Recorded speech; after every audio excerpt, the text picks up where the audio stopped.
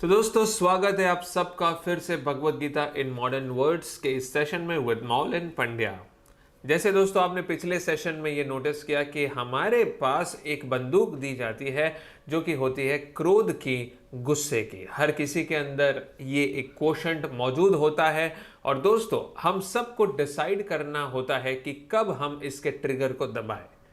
यानी कि कुछ बात ऐसी होती है कि हम और आपके बीच में सिर्फ फर्क इतना है कि हो सकता है दोस्तों कि आपकी सहन शक्ति ज्यादा हो, आप किसी परिस्थिति में स्टेबल ज्यादा टाइम तक रह सकते हैं और तो और दोस्तों आप उसे टॉलरेट भी अच्छे तरीके से कर सकते हैं, उसे टैकल भी अच्छे से करते हैं, समझ के साथ आगे बढ़ते हैं और आप बहुत ही टाइम के बाद अपने उस ट्रिगर को दबाते हैं या तो फिर दबाते ही नहीं है।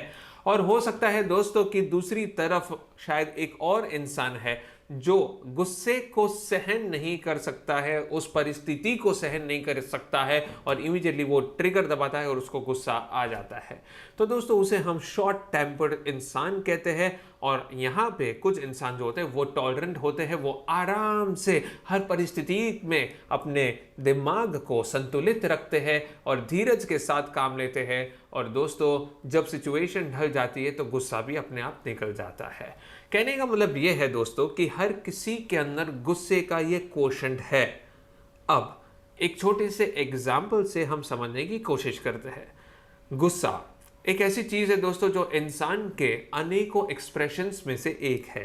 अब जब मैं एक्सप्रेशंस कहता हूं तो उसका मतलब क्या है दोस्तों? इंसान के अंदर खुशी, दुख, शॉक होना, सरप्राइज होना या तो फिर सोचना, ये अलग अलग एक्सप्रेशंस होते हैं जो चेहरे के हाव भाव हम कह सकते हैं।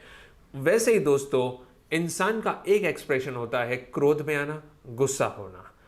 और ये गुस्सा जो होता है दोस्तों वो सबसे लास्ट एलिमेंट कहा जाता है कि इंसान के टॉलरेंस के बाहर जब कोई चीज जाती है तो सबसे आखिरी एक्सप्रेशन जो रहता है वो होता है क्रोध में आना, गुस्सा आना।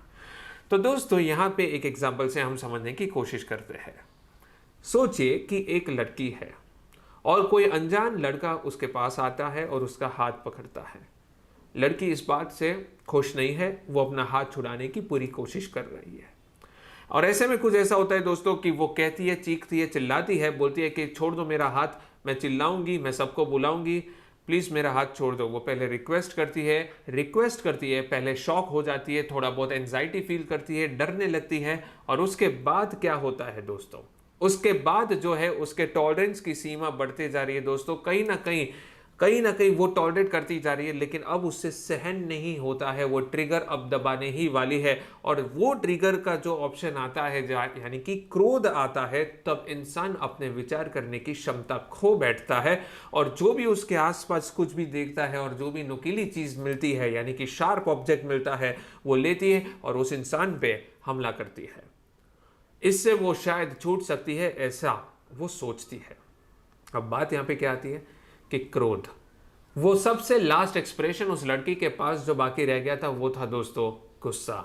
कहने का मतलब ये है कि अगर ऐसी ही कोई परिस्थिति सोचो देश के साथ होती है, यानी कि जब एक युद्ध हो रहा है, मान लो भारत का युद्ध किसी देश के साथ हो रहा है, उसके पास सबसे आखिर में जो हथियार बच जाते हैं, यानी कि दोनों ही देश में जबरदस्त लड़ाई हो रही है, सारे हथियार इस्तेमाल हो रहे हैं और लास्ट में जो बचा कुचा ऑप्शन बचता है दोस्तों वो ये है परमाणु हथियार, यानी कि न्यूक्लियर वेपन्स।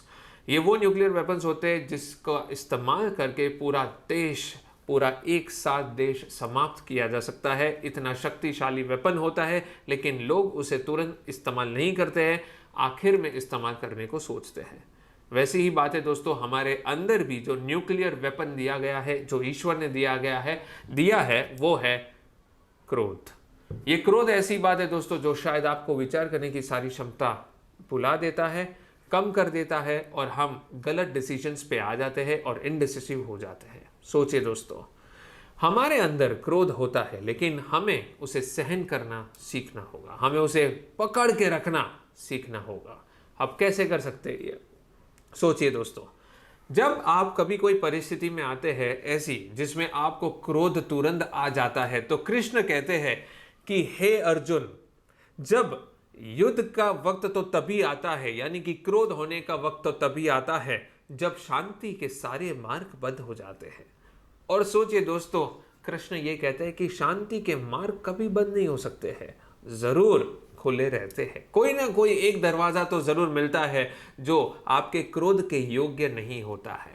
इस दुनिया में कोई भी दोस्तों योग्य नहीं है जो आपके क्रोध का सामना करे। मैं ये कहना चाहता हूं कि आपके क्रोध के लायक इस दुनिया में कोई पैदा ही नहीं हुआ है। याद रखिए दोस्तों, यहाँ पे कृष्ण वही चीज अर्जुन को समझा रहे थे कि तुम जिसके लिए शोक प्रकट कर रहे हो, जिसके लिए दुखी हो रहे हो, क्या वो दुखी होने लायक इंसान भी है या नहीं, सोचो। और अर्जुन वही कहता है कि क्या बात कर रहे हो केशव, क्या बात कर रहे हो कृष्णा? क्या आपको लगता है कि गंगापुत्र भीष्म जो है, क्या द्रोणाचार्य जो है, क्या वो शोक के योग्य नहीं है? ये मेरे गुरु हैं, ये मेरे पितामह है, क्या वो मेरे शोक के योग्य नहीं है? और कृष्ण ये कहता है कि यदि ये शोक के योग्य होते नहीं, या यदि ये शोक के योग्य होते तो मैं ये बात करता ही नहीं। सोचिए दोस्तों, यहां पे कृष्ण बहुत बड़ी बात कह रहे हैं। वो ये कह रहे हैं कि this people are not worth your this kind of the regret और बिहेवियर, ये योग्य ही नहीं है।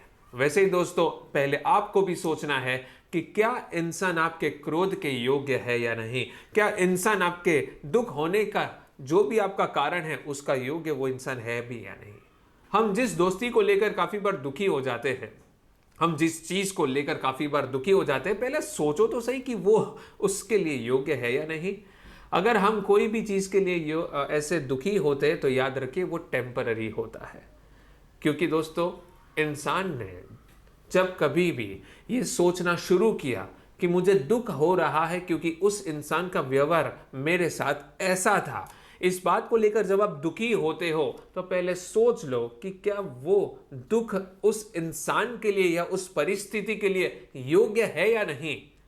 क्योंकि कृष्ण कहते हैं कि मैंने इस संसार में हर किसी को इतना सक्षम बनाया है कि हर कोई अपने आप को संभाल सके। हर कोई दोस्तों अपनी प्रॉब्लम्स को खुद लड़ सकता है, उतना सक्षम मैंने आपको बनाया है।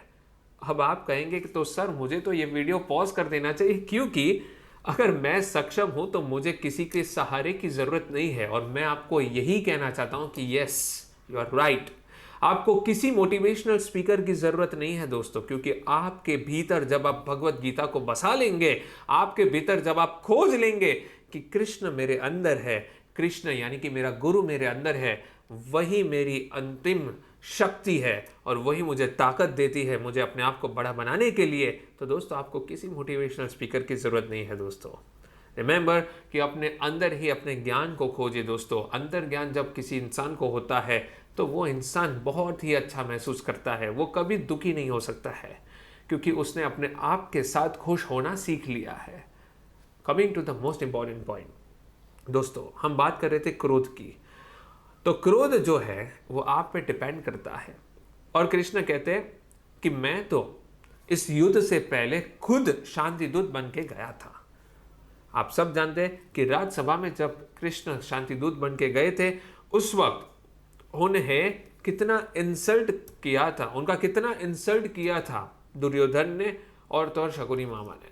सोचिए दोस्तों, ऐसी परिस्थिति में गंगापुत्र भीष्म भली भांति जानते थे कि कृष्ण कौन है, उसे कभी बंदी बनाया नहीं जा सकता है। और ऐसे इंसान के लिए दुर्योधन आदेश देता है अपनी सभा में कि इसे बंदी बना लो, इस ग्वाले को बंदी बना लो। और उसी में दोस्तों सबसे पहली बार कृष्ण अपना विराट स्वरूप दिखाते हैं और सबकी आंखें जो है वो बंद हो जाती है, वो सहन नहीं कर पाती है। और उस वक्त केवल कुछ ही लोग होते हैं सभा के अंदर जो उसका विराट स्वरूप का दर्शन कर पाते हैं। सोचिए दोस्तों, कृष्ण जो है वो उन लोगों के साथ है, वो उन लोगों के लिए है जो अपने आप को जानते हैं, जो अपने अंतर ज्ञान को जानते हैं, जो अपने आप पे विश्वास करते हैं, जो सही गलत का फैसला सही तरीके से करते हैं। अगर आप किसी गलत चीज़ का साथ देते हैं तो आपको कभी उसमें भगवान नजर नहीं आएंगे। जब आप किसी चीज को दोस्तों गलत तरीके से करेंगे तो आज नहीं तो कल आप ऐसी परिस्थिति में आएंगे जो आपके हाथों में नहीं होगी। और जब परिस्थितियां आपके हाथों में नहीं होती है तभी ही तो जन्म होता है क्रोध का। याद रखिए दोस्तों, हम क्रोध जो है आमंत्रित खुद ही करते हैं। हम अपनी जिंदगी में क्रोध की परिस्थितियों को ऐसा नहीं है कि कुदरत खड़ी कर रहा है, हम खुद खड़ी कर रहे हैं। क्योंकि कहीं ना कहीं हमने चीज़ों का ध्यान नहीं रखा, ख्याल नहीं रखा, और तभी जाके तो दोस्तों हमने उस परिस्थिति को जन्म दिया। और जब परिस्थिति हमारे हाथों में हैंडल नहीं होती है, क्योंकि हम अपने आप को हैंडल कर सकते हैं, लोगों की बोली को या लोगों के व्यवहार को नहीं कर सकते हैं। आप काफ़ी फिल्म्स देखते हैं जो ऐसी साइकिक फिल्म्स भी होती है जिसमें कोई पागल हो जाता है अगर उसे अपना प्यार नहीं मिलता है। तो आपने ऐसी बहुत सारी फिल्म्स देखी है। तो वो पागलपन क्यों आता है, इंसान साइकोसोमैटिक क्यों हो जाता है? क्योंकि कहीं ना कहीं जब उसे जो चाहिए वो नहीं अचीव हो रहा है तो वो फ्रस्ट्रेट होना शुरू होता है, उसके अंदर क्रोध आना शुरू होता है अपने आप के लिए, वो अपने आप को नुकसान करता है और उसे लगता है कि उससे काम ठीक हो जाएगा। बिल्कुल नहीं दोस्तों, उससे बात और बिगड़ती है। याद रखिए दोस्तों कि कृष्ण सिर्फ एक ही यहाँ पे एक छोटे से श्लोक से वही चीज़ को समझाने की कोशिश कर रहे हैं कि हे अर्जुन, तुम जिस इंसान के लिए दुखी हो रहे हो, पहले ये सोच लो कि क्या वो योग्य है या नहीं है। हमें और आपको दोस्तों यही सीखना है भगवत गीता के आज के इस सेशन से कि दोस्तों हम जिस इंसान के लिए कोई भी रिएक्शन दे रहे हैं, क्या वो उस लायक है या नहीं। और आप जानेंगे कि दोस्तों इस दुनिया में ऐसे कोई लोग ही नहीं हैं जिनके लिए हमें ज़रूरत से ज़्यादा दुखी होना पड़े, ज़रूरत से ज़्यादा उनके साथ अटैच होना पड़े, ज़रूरत से ज़्यादा दोस्तों हम उनसे एक्सपेक्ट करें। क्योंकि अगर आप अपने आप को स्थिर रखें तो आप कभी दुखी नहीं हो सकते, और अगर आप दुखी नहीं होंगे तो दोस्तों आपको कभी अंतिम क्षण तक नहीं जाना पड़ेगा, यानी कि क्रोध की अग्नि को अपने अंदर भड़कानी नहीं होगी। आप बड़े अच्छी तरीके से शांति से हर चीज़ को डील कर सकते हैं। आगे देखते रहिए दोस्तों भगवत गीता के इस सेशन को, बहुत कुछ आने वाला है। देखते रहिए कि क्या कुछ नया आता है, क्योंकि कृष्ण अब जो बात करने वाले हैं वो आपकी ज़िंदगी को ज़रूर कहीं ना कहीं चेंज करेगा। Thank you for watching this video my dear friends, do subscribe this channel. This is Mollin Pandya signing of.